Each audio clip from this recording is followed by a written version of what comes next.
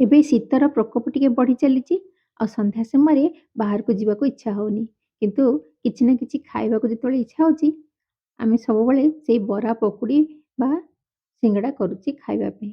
ତ ଚାଲନ୍ତୁ ଆଜି କିଛି ଗୋଟେ ନୂଆ ଖାଇବା। ଆଜି ଘରେ ହିଁ ମଞ୍ଚୁରିଆନ୍ ବନେଇକି ଖାଇବା। ହ୍ୟାଲୋ ଫ୍ରେଣ୍ଡସ୍, ଜୟ ଜଗନ୍ନାଥ। ଘରେ ଥିବା ଖୁବ୍ କମ୍ ଜିନିଷ ନେଇକି ଆଉ ଖୁବ୍ କମ୍ ସମୟରେ ଆଜି ଆମେ ମଞ୍ଚୁରିଆନ୍ ବନେଇବା। ସେଥିପାଇଁ ଏଠି ମୁଁ ନେଇଛି ହାଫ୍ କେଜି ଆଳୁ। ଟିକେ ବଡ଼ ବଡ଼ ସାଇଜ୍‌ର ଆଳୁ ନେଇଛି।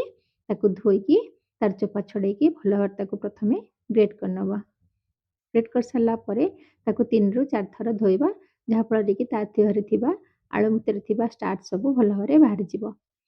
ଆଳୁକୁ 3-4 ଥର ଧୋଇ ସାରିଲା ପରେ ତାକୁ ଚିପୁଡ଼ିକି ପ୍ରଥମେ ଜାଲିରେ ରଖିନେବା ଆଉ ଗୋଟେ କଟନ୍ କପଡ଼ା ଉପରେ ତାକୁ ଭଲ ଭାବରେ ଖେଳେଇକି ଫ୍ୟାନ୍ ତଳେ ଅଧା ଘଣ୍ଟା ପର୍ଯ୍ୟନ୍ତ ଶୁଖେଇଦେବା। ଯାହାଫଳରେ କି ଆଳୁରେ ଥିବା ପାଣି ଭଲ ଭାବରେ ଶୁଖିଯିବ। ଏଇ ଭିତରେ ମୁଁ 3ରୁ 4ଟା ପିଆଜକୁ ମଧ୍ୟ ଫାଇନ୍ ଚପ୍ କରିନେଇଛି। ସେଥିରେ ଗୋଟେ ବଡ଼ ଟିସ୍ପୁନ୍ ଲୁଣ ଦେଇକି ତାକୁ ଭଲ ଭାବରେ ଗୋଳେଇବା। ଗୋଳେଇଲେ କ'ଣ ହବ ନା ପିଆଜଟା ଟିକେ ନରମ ହେଇଯିବ ଆଉ ତାକୁ ସ୍କୁଇଜ୍ କରିକି ଚିପୁଡ଼ିକି ତା ଭିତରେ ଯେତେ ସବୁ ରସ ଅଛି ପିଆଜର ରସ ସବୁ ଚିପୁଡ଼ିକି ବାହାର କରିଦେବା। ପିଆଜ ଚିପୁଡ଼ିକି ତା ରସ ବାହାର କରିସାରିଲା ପରେ ଏଇ ଭିତରେ ଆମର ଆଳୁ ବି ଶୁଖିଯାଇଛି। ଆଳୁ ଆଉ ପିଆଜକୁ ଗୋଟେ ବଡ଼ ଜାଗାରେ ଏକାଠି କରିକି ଗୋଳେଇଦେବା ଆଉ ତା ଦେହରେ ଆଉ ଟିକେ ଲୁଣ ପକାଇବା। ଆଉ ଗୋଟେ ଟିସ୍ପୁନ୍ ଲୁଣ ପକେଇକି ଆମେ ତାକୁ ଭଲ ଭାବରେ ଗୋଳେଇବା, ଯାହାଫଳରେ କି ଆଳୁ ପାଣି ରିଲିଜ୍ କରିବ। ଆଳୁ ଯେତେବେଳେ ପାଣି ରିଲିଜ୍ କରିବ, ସେଇଥିରେ ଆମେ 4 ଟିସ୍ପୁନ୍ ମଇଦା ଆଉ 4 ଟିସ୍ପୁନ୍ କର୍ଣ୍ଣଫ୍ଲୋର୍ ମିକ୍ସ କରିବା। ଯଦି ଆପଣଙ୍କର ଆଳୁରୁ ଟିକେ ଅଧିକ ପାଣି ବାହାରୁଛି, ଭଲ ଭାବରେ ଶୁଖିନି, ତାହେଲେ ଆପଣ ଆଉ 2 ଟିସ୍ପୁନ୍ କର୍ଣ୍ଣଫ୍ଲୋର୍ ଅଧିକ ଆଡ଼୍ କରିପାରିବେ।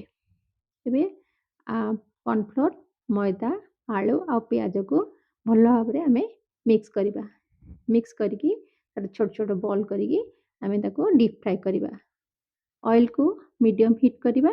ମିଡ଼ିୟମ୍ ହିଟ୍‌ରେ ରଖିକି ଆଳୁର ବଲ୍ ସବୁ ଛୋଟ ଛୋଟ ବଲ୍ ସବୁ ଆମେ ଡିପ୍ ଫ୍ରାଏ କରିକି କ୍ରିସ୍ପି ହେବା ପର୍ଯ୍ୟନ୍ତ ଡିପ୍ ଫ୍ରାଏ କରିକି ବାହାର କରି ଆଣିବା। ଅଏଲ୍‌କୁ ମିଡ଼ିୟମ୍ ହିଟ୍ ରଖିଲେ ଆଳୁ ଭଲ ଭାବରେ ଭିତର ପର୍ଯ୍ୟନ୍ତ ସେକି ହେଇଯିବ ଆଉ ଉପରଟା କ୍ରିସ୍ପି ରହିବ। ଏମିତି ଗୋଲ୍ଡେନ୍ ବ୍ରାଉନ୍ କରିକି ଆମେ ମଞ୍ଚୁରିଆନ୍ ବଲ୍ ସବୁ ରେଡ଼ି କରିନେବା। ଆମର ମଞ୍ଚୁରିଆନ୍ ବଲ୍ ରେଡ଼ି ହେଇଗଲା। ଏବେ ସସ୍ ତିଆରି କରିବା। ସସ୍ ପାଇଁ ମୁଁ ଏଠି ନେଇଛି 4 teaspoon tomato sauce, 2 teaspoon red chilli sauce, 1 teaspoon green chilli sauce, 2 teaspoon vinegar ଆଉ ହାଫ୍ ଟିସ୍ପୁନ୍‌ରୁ ମଧ୍ୟ ଟିକେ କମ୍ dark soya sauce. Dark soya ସସ୍‌ରେ ଟିକେ ଲୁଣ ଅଧିକ ଥାଏ, ସେଥିପାଇଁ ଖୁବ୍ କମ୍ ୟୁଜ୍ କରାଯାଏ। ଏବେ ସବୁ ସସ୍‌କୁ ଗୋଳେଇକି ରଖିନେବା। ଅନ୍ୟ ଗୋଟେ ବାଉଲ୍‌ରେ 2 ଟିସ୍ପୁନ୍ କର୍ଣ୍ଣଫ୍ଲୋର୍‌ରେ ଟିକେ ପାଣି ଦେଇକି ଗୋଟେ ସ୍ଲରି ବନେଇକିନା ରଖିବା। ଏବେ ପ୍ୟାନ୍‌ରେ ବସେଇବା। ସେଥିରେ 1 ଟିସ୍ପୁନ୍ ଅଏଲ୍ ଦେଇକି ଏଠି ମୁଁ 4ରୁ 5ଟା ଗାର୍ଲିକ୍‌ର ଫ୍ଲେକ୍ସକୁ ଏକଦମ ଫାଇନ୍ ଚପ୍ କରିକି ପକେଇଛି ଆଉ 2ଟା ଗ୍ରୀନ୍ ଚିଲିକୁ ମଧ୍ୟ ଫାଇନ୍ ଚପ୍ କରିକି ପକେଇଛି।